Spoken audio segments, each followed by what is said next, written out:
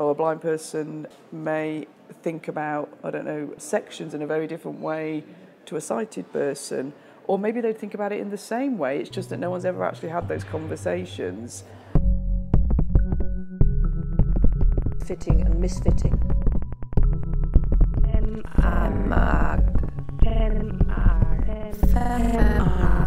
If you're designing to enable people not to misfit.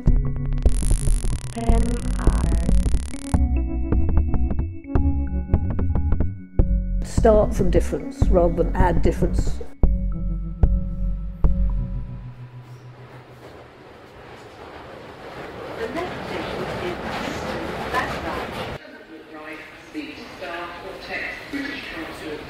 We just arrived at London Euston Station, and now we're crossing the street to meet Jos Boys and Zoe Partington. We're meeting them at the Friends Meeting House, a non-commercial working space. Hello. Hi. Hi.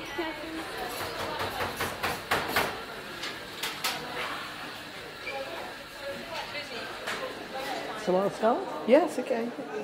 My name's Jos Boys. I've been working in the field of architecture in a very wide-ranging way for, I guess, 50 years, in that I studied architecture in the 1970s and 80s and was very involved in some feminist architecture work at that time through a practice called Matrix. So we were really interested in how you might understand how space was gendered at a time when that just wasn't even up for discussion as something that you could talk about.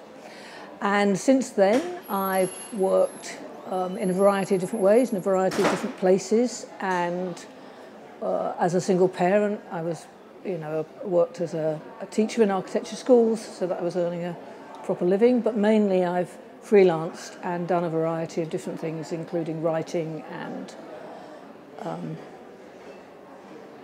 different sorts of kind of community-based practice.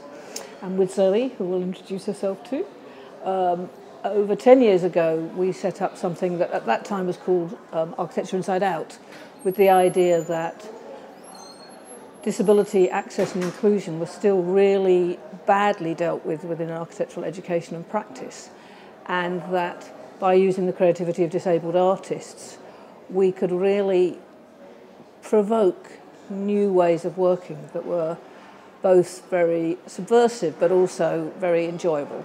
And hi, I'm Zoe Partington, and I suppose I came into architecture probably 25, 30 years ago, as I studied a postgraduate diploma in the history of art design, architecture and philosophy.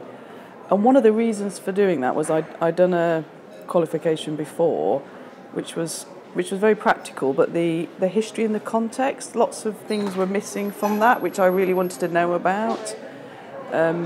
So I did this, the sort of heritage and history side to find out more. And as part of that, I suppose as a disabled person and as a person with sight loss, I began to realise there was lots of gaps in the way that I was being taught, but also in the way that things were designed or developed.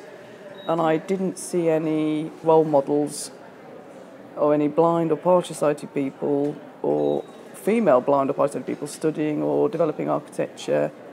So I sort of became, in a way, accidentally quite fascinated by it. I'd always done creative things as an artist, but I then moved into working in a very structured way with organisations in London, auditing and creating guidance around inclusive architecture, inclusive design, built spaces, buildings. And it very much came in line with the Disability Discrimination Act at the time. And because of that, I began to realise that people have been doing this for quite a long time and not much was changing. So I again began to challenge it and question it. And maybe because I was an artist or had got a slightly different background to some of the access auditors and specialists I worked with, and all the people I worked with weren't disabled people as well, so that was also quite interesting. So I began to have lots of questions and look at it in a very different way. And then we met, didn't we, to help set up Architecture Inside Out, which was really about to look at how disabled artists may be able to influence changes in built environment, in spaces, and again to critically map things and to look at things in very different ways. I suppose we've been on that 10-year journey, haven't we, trying to develop how we continue to embed that type of approach, which is more sort of moving away, isn't it, from guidance is important, but it doesn't answer everything, and guidance changes as things change and society moves and people's opinions. And the guidance is very technical and functional and clinical. It's not become, about people, is it, really? Yeah, it's become this thing which stands for kind of disabled people as a category. Yes, yeah. Just not very, and you know, coming from architectural practice and education, the whole atmosphere of it being kind of boring, politically correct, something you do at the end of your studies. Yes, yes. And it's never evaluated with disabled people that use the space, or spatially how that might work or not work. Rebecca? Yes. Sorry, one of the artists that we worked with years ago. Actually, what you say is quite true. Like, I have the feeling that in architecture school we're just designing shapes, and then when we go into offices or work, then it became like, okay, we have norms and we have to fulfill some process, but we actually don't think about it. And during architecture studies, we don't think about it, or it's never opened, this topic, somehow. Yeah. There's a really interesting disability studies scholar called J. Morris. There's a lot of really exciting work in disability studies that doesn't really get into architectural education or practice, and he calls it retrofitting. So there's this very odd thing, which is you learn to design for quote-unquote normal people, and then you add on stuff to the kind of abnormal, or you take out, or you... So it's a kind of... It's built in as an afterthought, and I certainly, it sounds like your experience is the same. When you get taught design, that's exactly what's assumed. It's like not that important. It's something you can deal with when you go into practice. It's a rather dull subject that you just need to know, like you need to know fire regulations. It's completely dehumanizing. Yeah, because you start with the Neufahrt, or you start with the modular, or you start with all these like idealized bodies. Yeah. You get all these ergonomic figures that are themselves quite problematic where they came from, and there's still, I think, really important histories to be written about kind of the development of notions of ideals or norms or averages, and there's real connections between those ergonomic studies and eugenics. I mean, there are real connections about trying to have this kind of normal -- ideal type, which are kind of they're not achievable. None of us are average. Well, with DisOrdinary Architecture, we're trying to look at how you really embed it as if it's in somebody's DNA, about how they then bring that into everything that they do. Not necessarily in a disability-specific way, it's not about that, but it's about understanding the varieties of people that may use a space or an environment, and understanding how you might work with a disabled person to look at it in a completely different way that actually might be better, but it takes quite a long time, doesn't it, to get people to think in that way. And I think now we've started to practice, or we've used workshops in quite interesting ways, and you can begin to see the change, I think, in some of those students that we've been working with. I think also there's something else that's happening, that younger people are now exposed to more disabled people, because as things get more accessible, more disabled people become visible. So people that have been isolated are now not so isolated. So people are beginning to question, aren't they, and challenge what is this norm, and how might we rethink about it, or address it differently. Yeah, and I do think that, you know, things like gender fluidity are kind of moved to being much more relaxed about gender binaries, and even, you know, gay, lesbian type binaries, just to get much more relaxed about how fluid our identities and kind of ways of being in the world are. Taking that into disability and impairment for younger people who find that much more just the way of thinking about things. It's kind of easier. It just disability, when we start talking about disability in that way, is something that's very variable and creatively interesting in that variety. I think they get it a bit more. Do you think the system that more disabled people enter the mainstream educational system has changed the notion of normality a bit? again, it has for children and young people. Whether it has for the teachers, I'm not so sure. The mainstream school system is still very difficult for disabled people to flourish within it if the right setup isn't in place and the right framework. But there is a framework, and there is legislation, and there is law. There's like assistants or like teachers are trained in... You'd hope that, yeah. Ideally, yes, but sometimes they're still not trained in a way that they should be to make sure that the disabled person isn't still the object of everything's not working because of that person. And it's still very important to try and get the schools to understand how to change the system and the framework. That's the issue. That's where the barriers are, not within that individual disabled person that comes into that mainstream school. I mean, we talk about this within architecture, don't we? When we talk to, and I have to say, it's a lot of male architects that I have been talking to recently will talk about designing environments, and that we have to design these environments for the masses because that's how we make things work. And we keep having these discussions around that able-bodied people can survive in any terrain in a way. So actually, as a designer, if you create not a very good design, non-disabled people can still use that building and that space. They might not like it, but you're definitely excluding disabled people, and you should be thinking about, the 6%, the 8%, the 10%, because if you get that right and you work to make sure that those people can access it, and it's the same in education in the schools, then it will work for everybody, and it would actually be better for everybody. But really trying to push that nugget and get people to understand that can still be quite difficult, I think. And people will argue for hours about it. And I'm thinking it's not that hard a sort of model to understand. I agree, and it is part of the thing about the DisOrdinary Architecture Project is to try and think of ways, if you argue that you should start from difference rather than add difference on at the end as a kind of artificial thing, is what does that mean in terms of the kinds of teaching that you do, the kinds of activities that you do, the workshops, how it affects how people literally learn the subject. Again, not just you need to know this about disabled people, but how you think about the world and your place and the place of other people in it. And some of the language that I use, again, from disability studies, is around the idea of fitting and misfitting, rather than, able-bodied and disabled, that different sorts of environments act in different ways, different contexts. It's always relational. It's always about who you're with, what the space is like, what the attitudes are like. All those things come together in a relational way to disable or enable particular groups of people and not others. And because we have a society that goes on discriminating against disabled people, which is the social model of disability. Yeah, it is. Right? It is the social model, but I think in a way the social model is still really important. And one of the things, I know Zoe does this a lot, one of the things we do is explain the social model, which a lot of people don't know.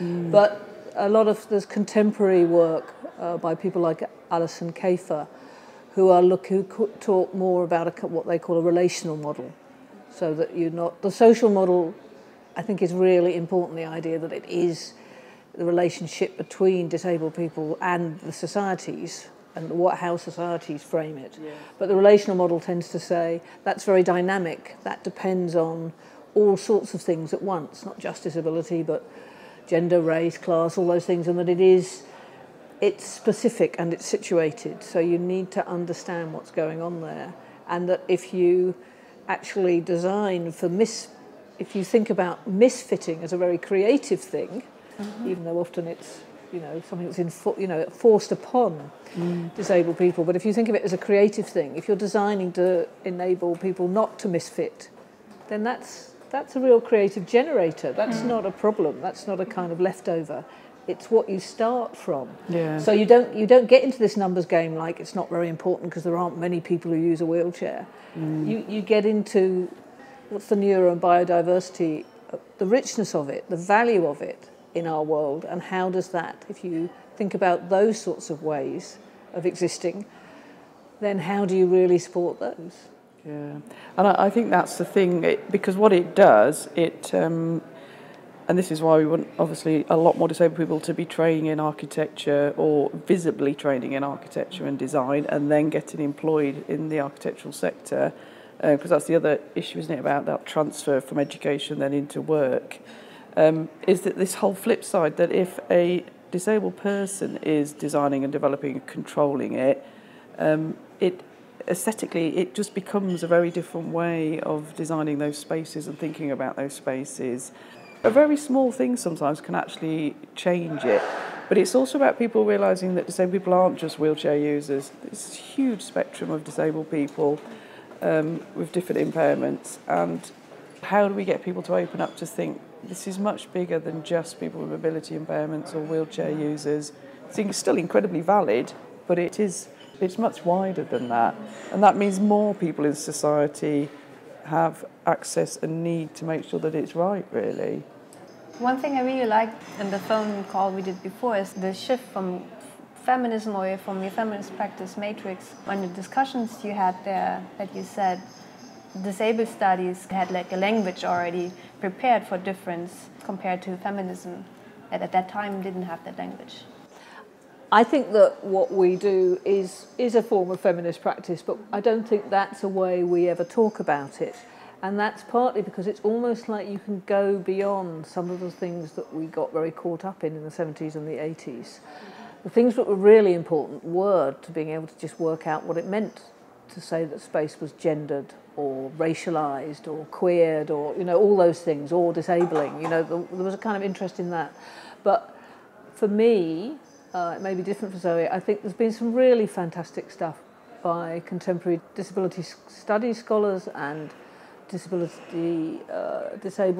activists and artists, which is around the idea that we're all after the same thing. It is all about, you know, the expression is transformative social, spatial and material justice. And the notion of justice, rather than access and inclusion, for me is a really powerful one because it does include power.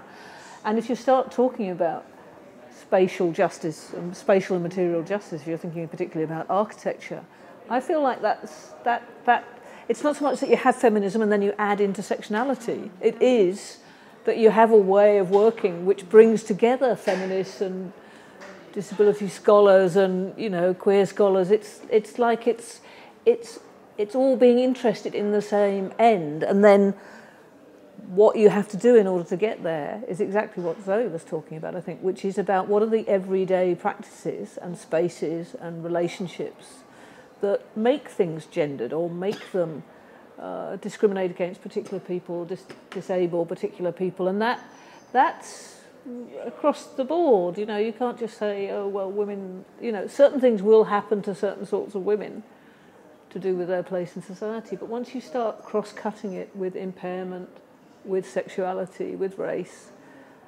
it's kind of, it feels to me like it's better to look at the practices and see what they're doing to all of us, not to say I'm a feminist or I'm a queer scholar. I agree, and I think because what with the social model of disability and the thinking in the 70s, what was really fascinating was to really start to look at how disabled people, impairment groups were segregated into each impairment group. So people were working separately and against each other.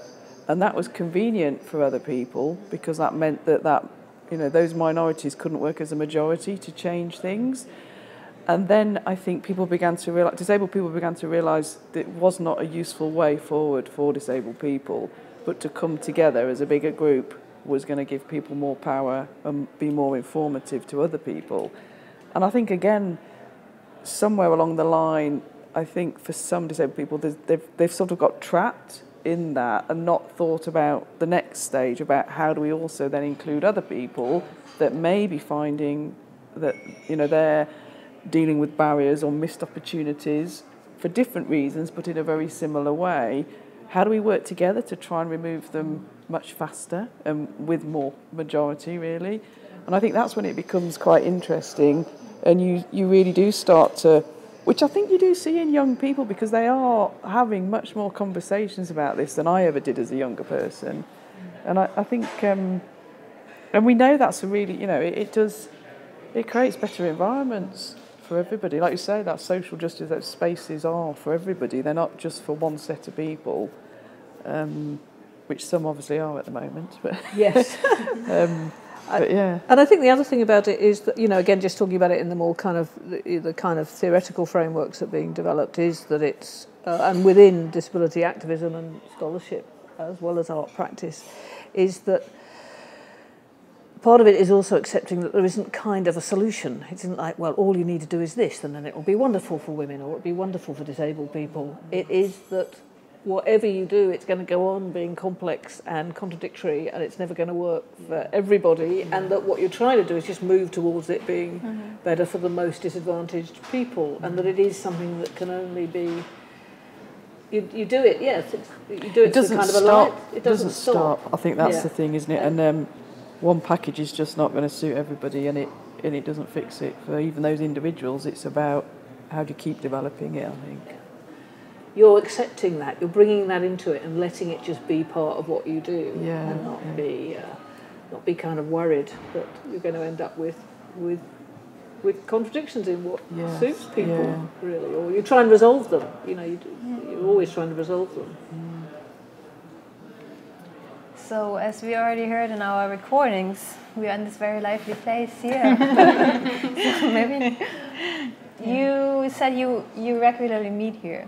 When you asked about where we meet and whether we have an office and all of that, we don't have an office. We're very much an informal platform, and I think even when we get more consolidated, which is what we're in the process of doing now, we still don't need an office because people are based around the country.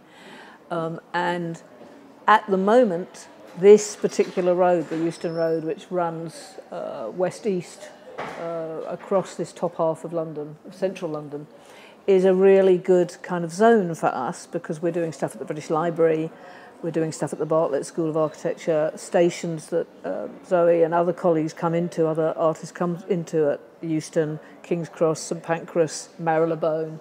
They're all on that road. So we find that there are also quite a lot of really interesting public buildings where we have our meetings. So there's a GP's place that we go to because it has a public cafe, and there's the Quakers' Friends House. What I like about the Quaker building is that it's quite old-fashioned. It's very open. It's not somewhere where you have to have a cup of tea or a cup of coffee. The Quakers are definitely people who, in their own way, have believed in social, spatial, material justice for a very long time. Just people do come and sit here because it's quiet, it's public, nobody's going to send them away. We come usually because it does have quiet places. It turns out that what I thought was a quiet place today isn't a quiet place. Kind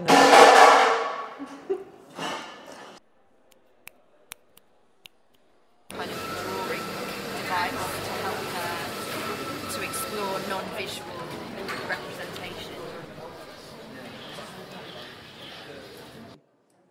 Do you want to talk about the Architecture Beyond Sight project, which is what you do in the audio tour tonight at the Bartlett School, and how you bring your ideas into this project, how you bring them forward? Yeah, I mean, the Architecture Beyond Sight project has come out of a relationship with Bartlett, hasn't it, that we've been, and Jos has definitely been developing for quite some time.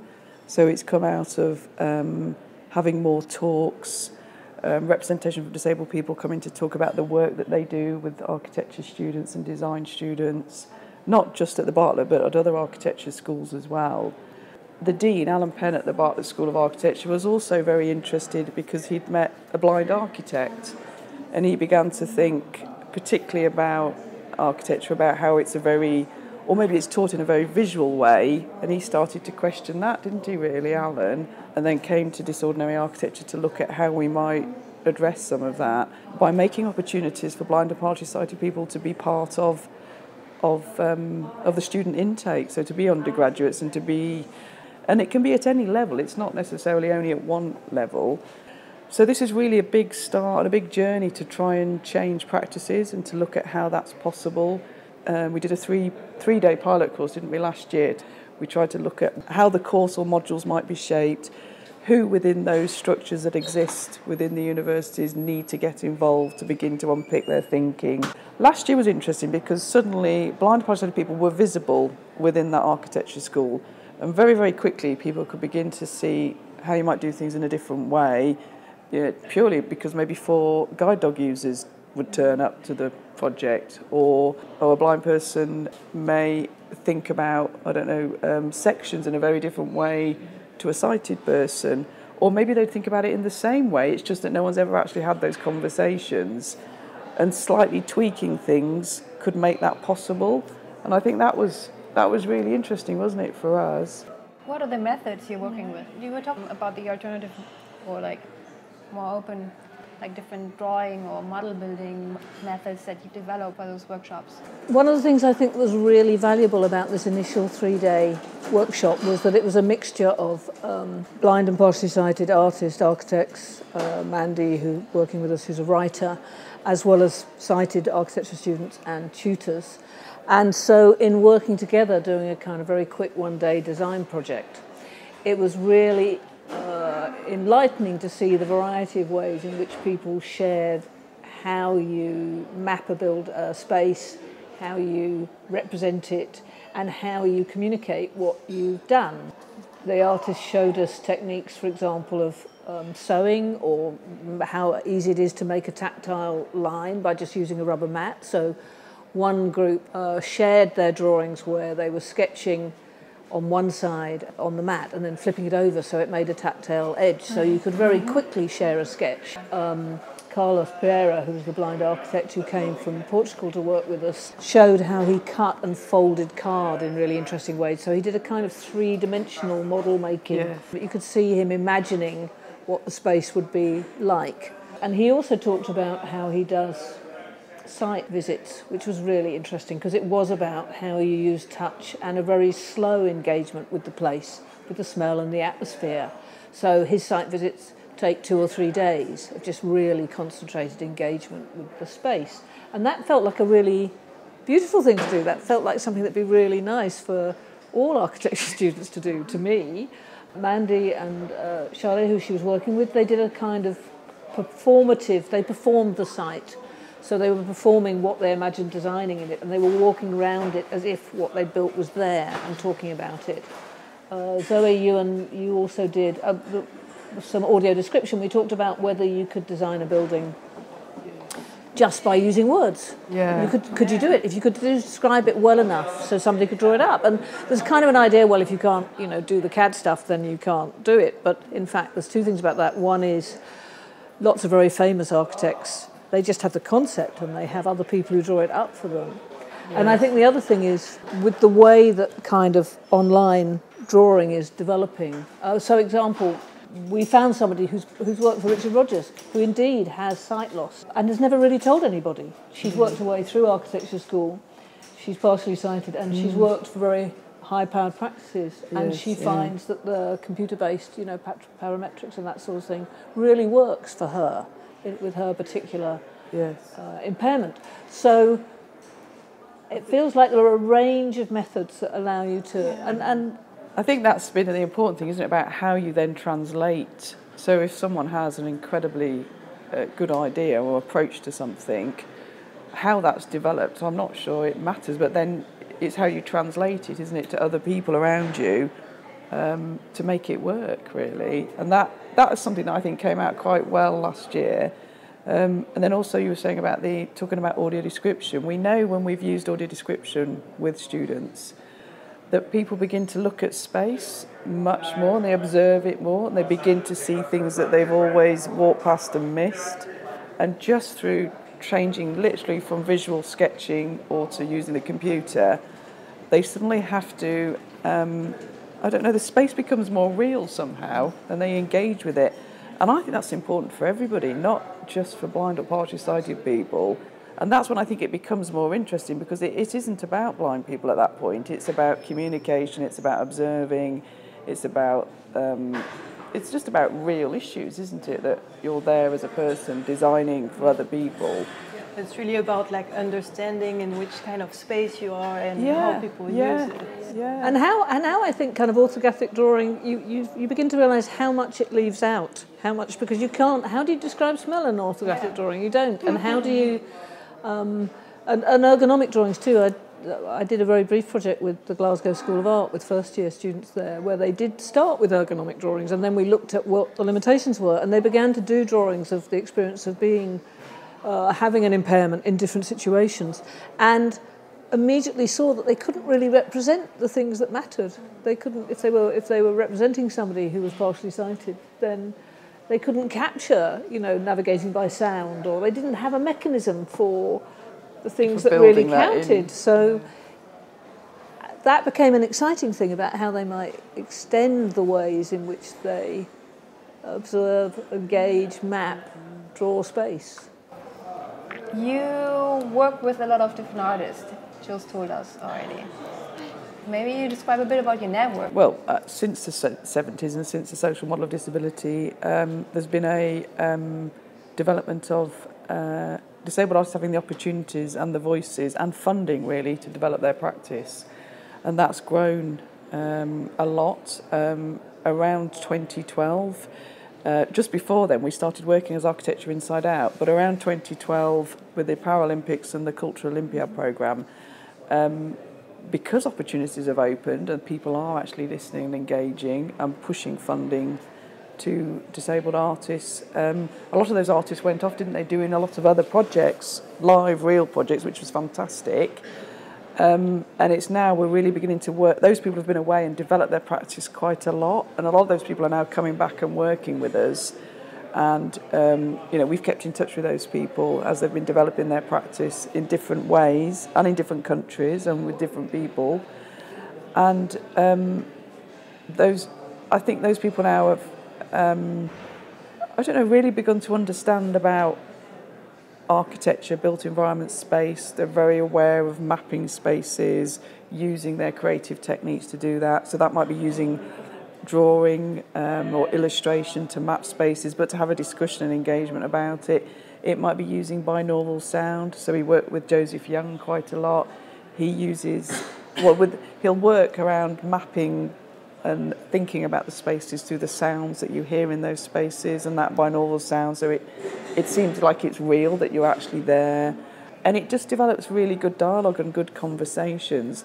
And I think of some of the other artists we've worked with, they've been working in the architecture schools, they've been listening to the type of approaches the tutors and the students are using, they're beginning to see where the gaps are, so they're developing their practice in different ways. So they're much richer than, say, 10 years ago, I think, when we started, isn't it, Jos? And it's one thing me and Jos have been talking about, and it's trying to get funding so that we can, because through some of the projects we've worked with disabled artists and architects and brought them together to work in teams, only small teams of sort of 4, sort of 2 architects and 2 disabled artists to develop live projects. And it's then beginning to understand, artists have a different language to architects and maybe designers. But if you can begin to understand the language between you, you can begin to make better decisions about how you might create something. And I think one of the things I've really observed is that it is about that collaboration. So me as a disabled artist, I might have an opinion and a way of doing things, but working with an architect, and if the two of you can reflect and develop your practice together, then the outcome is much better for both of you, really. And that's been... We've had chance, haven't we, I think, to be able to develop that. And now we're trying to capture it. And just you can probably talk about, because we're capturing it a lot more, aren't we, to try and understand what works, what doesn't work, what needs developing further. But I think it's interesting to hear from us that you're always learning somehow, because we have the feeling that actually through all the interviews and input we had, it's always about collaboration somehow. And how do you... Like when you create those spaces where the students and the artists can work together, I think we were quite interested about the infrastructure, and you talked about the snowballing effect, like that actually in order to make this space, you need fundings, you need a good network of people that are engaged with it, and maybe you can tell us a bit more about it and about like how broad you are, like you're not London-centric somehow, but somehow you've been working in many, many universities and you have artists from everywhere. Yeah, I mean, I think so with there's the network of disabled artists. What's been fantastic for me about that is that, as Zoe mentioned, people who were involved in the very early days, when we said we want to get this going again, you know, really seriously, they were pretty well everybody was like, yay, we want to do this, we want to do this again. And then part of that is obviously beginning to expand those networks. So, for example, in the Manchester situation, our aim is to enable artists who haven't worked with us before to try it out, to see whether they want to work this way. And then we've had a core group, well, it's been an expanding core group of educators and practitioners who really are interested. You know, they come to us and they're really interested in doing this and they're really interested in co-design. So, and that core group expands. We often have events where we invite other people in. We've got students who've been involved in earlier projects who then come and help on other projects. There's somebody who runs first year now at the University of Brighton who's just worked with Rachel Gadsden, who's one of the artists from DisOrdinary. She does many other things as well.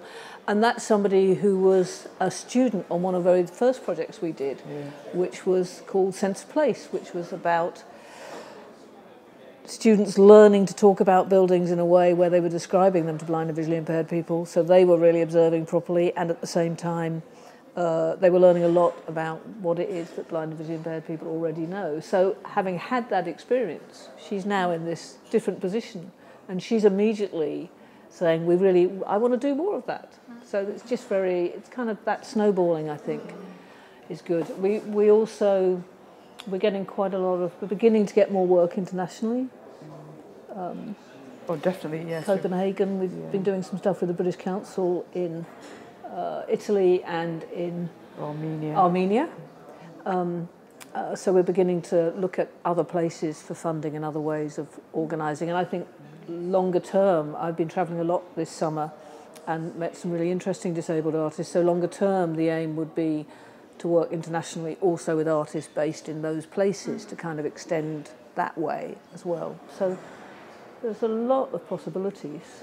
Yes, yeah. And I think the funding it and all of that is quite hard work, because it's still an area that we have to fight quite hard to get change to happen. And, you know, money doesn't just appear, does it? It's very much about trying to, you know, work with organisations like Arts Council England to encourage them to fund the processes, because there's a lot of learning going on, a lot of development for those artists.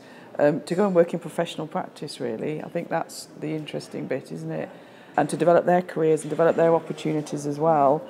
It's also working with the universities, who are quite supportive, aren't they, with different trust funds and things connected to those that look at research and methodology.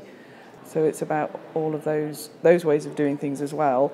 I mean, we have noticed that people will want to commission us to do projects, but often it's still so badly funded that we're just not prepared really to underpay disabled artists to work on those projects. And that's still there, isn't it, that we really have to push to make sure that people are paid properly as professionals.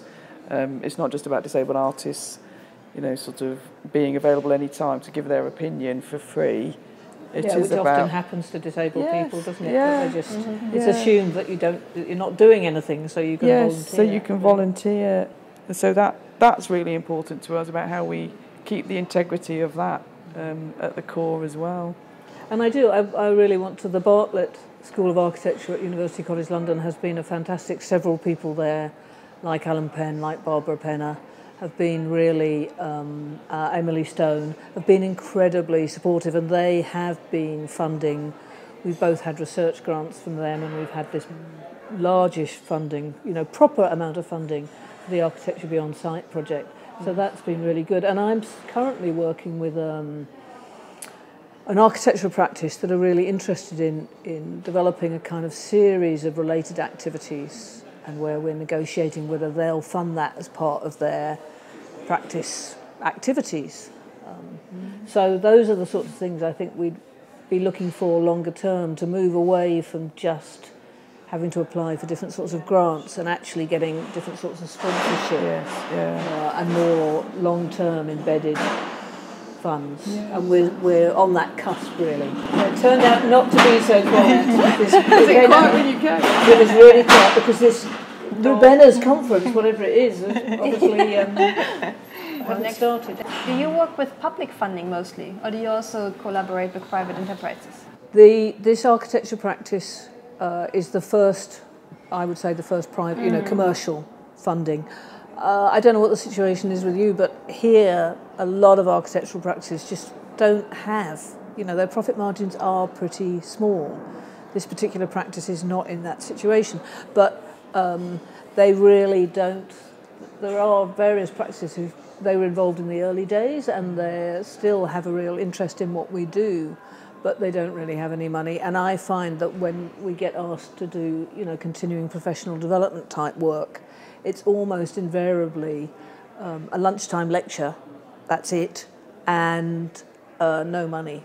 So that's it's a hard market just because, and it's true, they don't have, they're struggling at the moment in the current financial climate. They don't have any spare. No, but I think in some ways the fact that we've captured quite a lot now and we've tested different methodologies and we're developing the thinking quite seriously, and because other things are happening. So I've seen something recently, and we've been saying this for a long time, it would be great if London was the most accessible city in the world and tackled this and approached this in a fantastic way.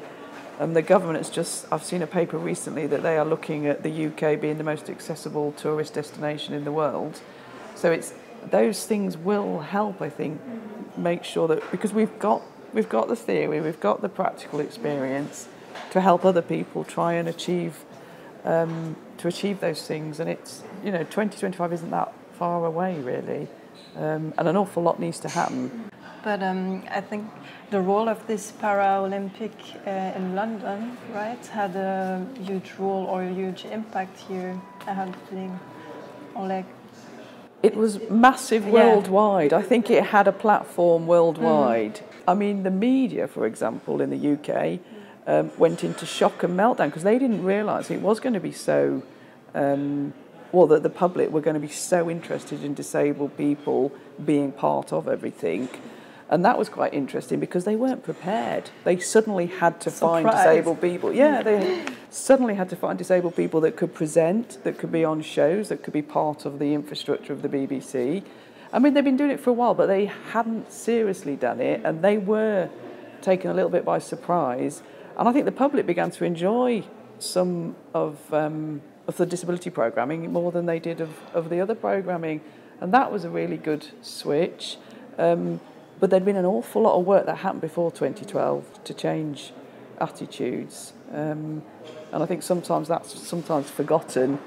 And when we work in other countries, we say, this has been going on for an awful long time prior to 2012. And that just became a fantastic catalyst and pinnacle because you had that stage, that worldwide platform to actually say we need to think differently about this. It's kind of ironic that it's the Olympics. They kind of rely on a norm, right? There was this case of this woman who had too much testosterone, so she can't run as a woman because she was too good. And I think this raised the whole question of how to deal with the Olympics and categorizing people and or this whole thing of using what's it called? Prosthetic, and then runners can be faster even, so it's like techno-doping.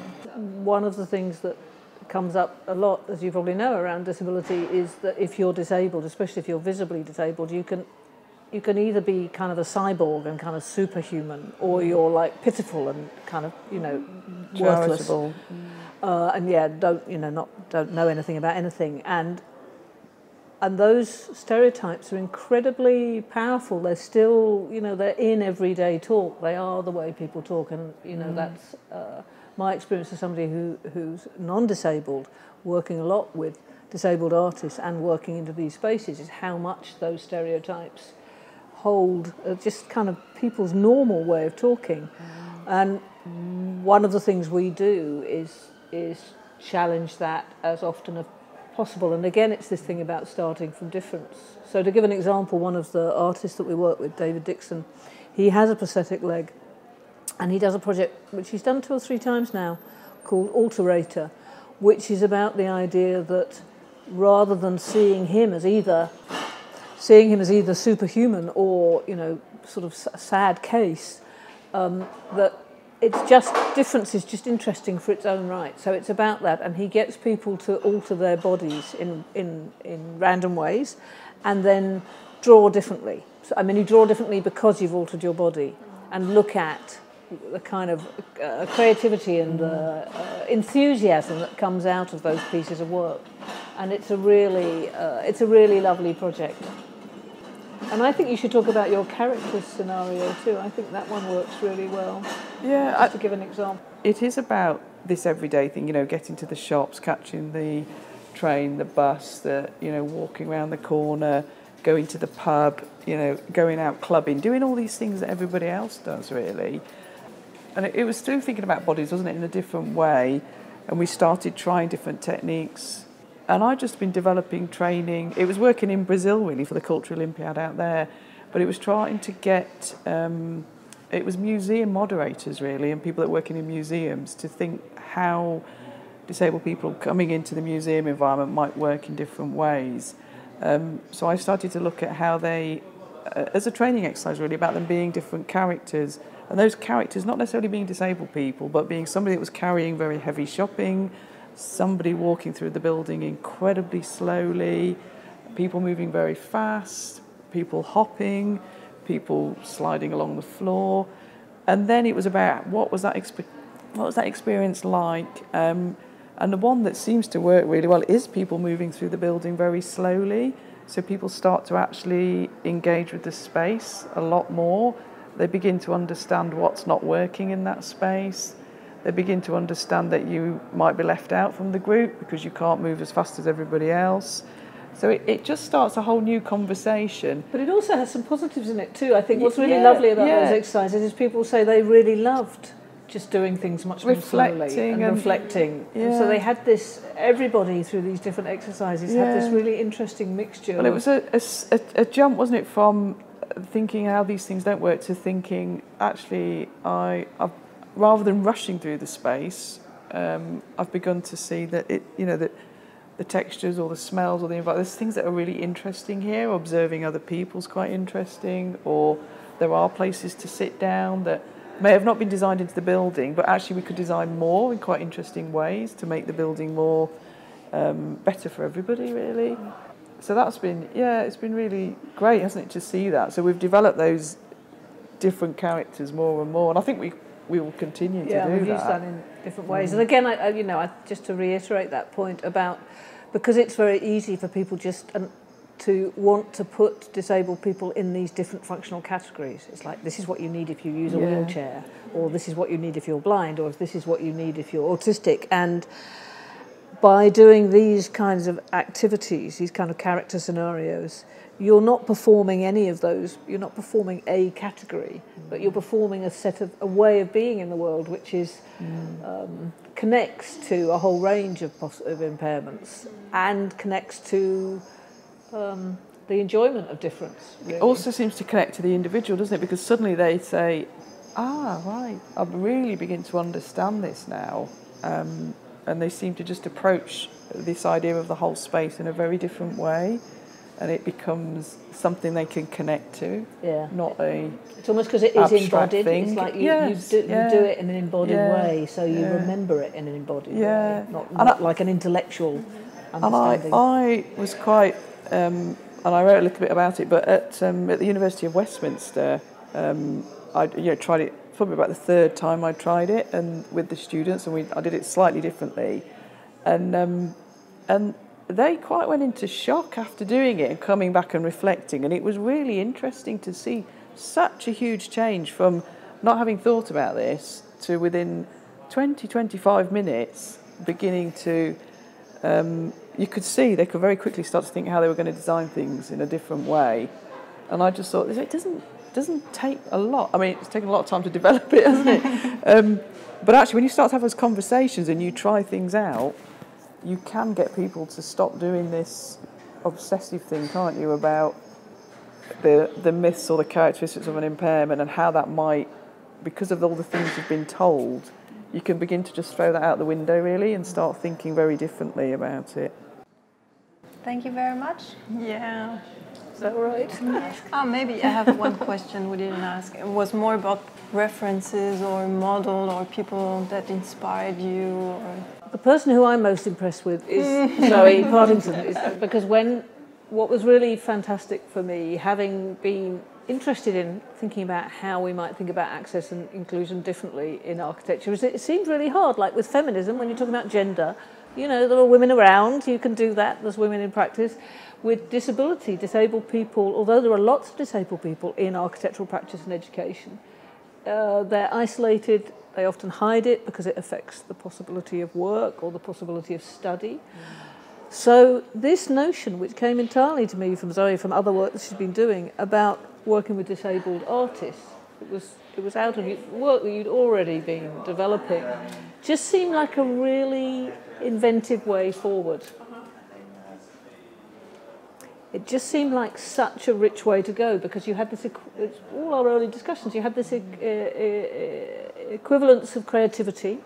You were having discussions which were as much about art practice as they were, and architectural practice as they were about disability. You suddenly shifted the kind of where the discussion was had. So for me, that's vital. Yeah. I think working in places like the Joint Mobility Unit, which was a charitable organisation that looked at accessibility, and Peter Barker was in charge of that unit, was a blind... He come from the construction industry, Peter, so he had a very methodical way and did do guidance. And I absolutely loved working with him, and he did make me think about things in a very different way. But I was still quite frustrated with how things still didn't seem to shift enough. And then I met quite a lot of very radical disabled artists who definitely thought very differently about it all. And people like Barbara Lisicki, people like Alan Holdsworth, and people like Liz Crowe, seeing their practice and the way that they worked really made me sharpen up, I think, and address some of the mistakes that I was definitely making, to really start to, to start to observe and look at what, it's quite fascinating, isn't it, what doesn't work. And I think as a disabled artist you start to, well, that's your practice, is about what doesn't work, and you can look at that and create things from it. And I just think it's that whole combination, isn't it, of being able to talk to people. I mean, I was able to talk to Jos as well, because I had a sort of history of architecture background, but I didn't necessarily understand the whole spatial issue of people moving through the spaces and how architects were taught, I suppose. So that was great as well, because that made me be able to think about my practice, think about artist practice, and then think about how we might engage with architects and designers in very different ways. The way I was talking wasn't about moaning about a space, it was about having a discussion and a discourse, wasn't it, really, about those spaces. And having a creative way forward too, I think, not just saying it doesn't work. Yeah, and realising the strength in all parties, really, to, when you've talked about that, about collaborating, that is how you get things to move, really. But I mean, you know, it's still hard work, because people don't want to hear it often. You have to scream. Yeah, and you have to find techniques for things. You know, I get to all sorts of things. You know, they're supporting some disability initiative, and then you sort of look around the room and you think, there's no disabled people in here. Yeah. Or they haven't even got they've got steps into the auditorium. Yeah. They really haven't thought this through. Yeah. Once you start noticing that stuff, you can't unnotice it, and that's the important thing, is to start noticing it. That how many spaces you go into that are not even basically accessible. You know, and I think Amy Hamray was fantastic, wasn't it? Because she just naturally audio describes every image she puts up when she's doing her talk. So many people don't do that. They have no awareness, do they, that other people in the room might not be able to see what's on the screen. And I think, you know, little things like, if modules were, I don't know, for teachers or lecturers, if all those things were built into stuff, then people wouldn't be excluded quite so much. And I also, just because you were mentioning Amy Hamray, I think that one of the things that's been great is that we've been able to bring her here from the States, and that there is, I've mentioned disability studies several times, and I do think there's fantastic work going on in that subject area that doesn't penetrate into stuff around gender and race and sexuality does. Little bits of it, it depends where you study and what you're interested in, but there's literature on that that's within architecture as a discipline. You can read it, particularly around gender. There's a whole history of that. the stuff around race. There's less of it that's very specifically about architecture. But disability studies, which has been talking about architecture for years, through people like Amy Hamray or somebody like Liz Crow, who was writing about feminism and disability in the 1980s, you know, has been around a very long time and very, very knowledgeable and very creative in this area. There's texts out there, there's stuff out there, which I've found, because I do that kind of writing them all. My role is to influence at the academic end, and Zoe's experience is very much, and knowledge is very much in terms of kind of direct expertise into practice and into kind of policy. But I have found people like Amy Hamray, like Alison Kafer, who I mentioned, like Jade Omage, like Tanya Tuskovsky. There's a whole gang of them, and a disability activist like the Disability Visibility Project, who I've mentioned before, and who have their whole campaign at the moment is called Access is Love. It's a really different way of thinking about access. It's about how everybody has a responsibility to make spaces more accessible, and it's around care and collaboration. And it's beautiful. So there's stuff there which I think would be very energising for architecture as a discipline. And I don't quite see why it seems so hard. You know, Zoe was talking about how hard it is to actually change attitudes, but it's also incredibly hard to get those kinds of references just as part of the everyday life of architecture schools and practice, and they should be. They're fantastic.